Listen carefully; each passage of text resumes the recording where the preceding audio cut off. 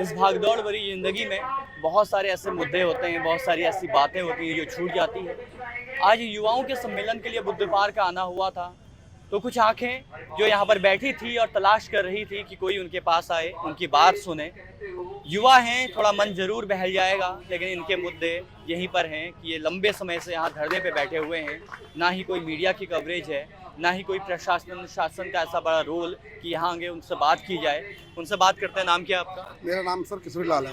किशोरी लाल जी, क्या है सबसे बड़ी जो आपकी परेशानी है? क्यों बैठे हुए हैं यहाँ लंबे समय से? कब से बैठे हुए हैं? सर हम ये सुंदरलाल आर्य के खिलाफ बैठे हैं। इसने हमारे मामा का मकान पुश्तैनी मकान तोड़ के कब्जा जमीन में कब्जा करके बैठा है। सुंदरलाल वर्मा है कौन? सुंदरलाल आर्य है। सुंदरलाल आर्या कौन है? रिश्ते हमारे रिश्तेदारी है, लेकिन ये हम इतने 13 दिसंबर से हम यहाँ धरने स्थल पर बैठे हैं। कई बार यहाँ पर हम देख रहे हैं ना, जो आज ये मैं तो धामी सरकार को गूंगी बहरी सरकार कहूँगा, धामी सरकार नहीं कहूँगा, क्योंकि कोई सुनने को तैयार नहीं है। अब हमारे समझ में आ रहा है, हमारे क्यों सुनेंगे जब ये युवा जिसको देश का भविष्य कहते हैं, जिसको हमारा देश का भविष्य कहते हैं, मैं बेटियों को बेटियों को शान न्याय, बेटियों के साथ अत्याचार कर रहे हैं। आज जो जिसको देश का भविष्य कहते हैं उन्हीं के साथ गद्दारी कर रहे हैं ये गूंगी बहरी सरकार। ये हमारी क्या सुनेगी? अब लग रहा है कि हमारा भी कुछ नहीं होने वाला है। ऐसे अपराधी पनप रहे हैं ऐसी सरकार के, धामी सरकार में। ऐसे ये सुंदरलाल जैसे पता नहीं कितने और अपराधी यहाँ उत्तराखंड में हैं। सुंदरलाल का जैसा गैंग कितना और है, ये अब धीरे धीरे हमारे समझ में आ रहा है। इसीलिए बच्चों की भी नहीं सुनी जा रही है और न बुजुर्गों की भी सुनी जा रही है। इतने 65 साल के 70 साल के बुढ़े यहाँ पे बैठे हैं। एक इसका सुंदरलाल का सगा चाचा गोविंद राम बैठा पड़ा है बेचारा, भूखे प्यासे पड़े हैं। कितने दिन तो हम भूखे रह के बैठ जाते हैं यहाँ पर। लेकिन अगर नहीं सुनता तो हमने इस सरकार के लिए हम न्याय यात्रा निकाली कि धामी जी को सद्बुद्धि दो। बोलजू देवता इष्टा, आप धामी जी को सद्बुद्धि दो। इनको सद्बुद्धि नहीं आ रही है।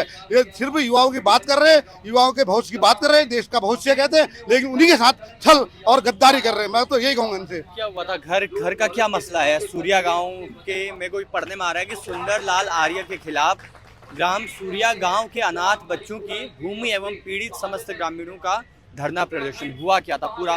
पूरा मुद्दा बताइए। ये 2009 से इसने ये पहले बीएसपी का वो रहा हुआ नेता, बीएसपी का नेता रहा है सुंदरलाल आर्य। अच्छा। और उसके इसी बेस में ये सारे काम ऐसे ही करता है।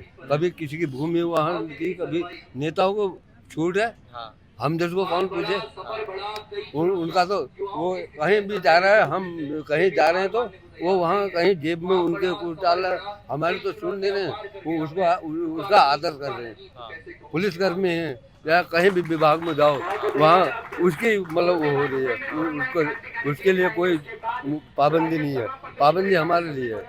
हमारा तो यही है कि हम गरीब लोग हैं। ये अनाथ बच्चों की, मेरा भतीजा मकान भी टूट गया, जमीन भी, उसमें बैठ के जेसीबी चला के बिल्कुल यूँ मैदान कर दिया।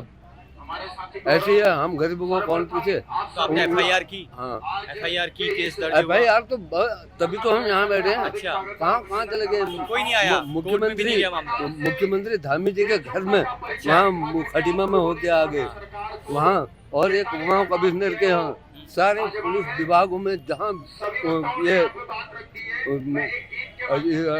एसडीएम साहब, डीएम साहब, सारे नैनीताल में कहाँ इतने कागज चले गए उनके, इतने ढेर कागज के, तो कोई सुनाई नहीं हो रही। कितनी उम्र है आपकी? मेरी 65 के करीब है। 65 के करीब आपकी उम्र है। और आपके बच्चे कहाँ रहते हैं? सूर्यजाले में। सूर्या गाँव में। सूर्या गाँव में। तो कितने परिवार हैं इसमें जो जमीन का मामला? इसमें 5-7 परिवार हैं। 5-7 परिवार ऐसे मामले में। अच्छा। 5-7 परिवार।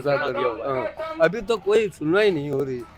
देखो अब क्या कर रहे हैं इस सरकार का। इस सरकार का तो कुछ अब हमारे समझ में नहीं आ रही। ये तो और अपने अपने काम कर रहे हैं और हम ऐसे मरे हैं। 65 साल के एक बुजुर्ग जिनको बैठना पड़ रहा है इस तरीके से धरने में, चुनौती जरूर है, लेकिन सफ़र अच्छा होगा और सब कुछ बेहतर होगा, इसी आशा, इसी उम्मीद के साथ आप देखते रहे पगडंडी। बहुत बहुत धन्यवाद आपका।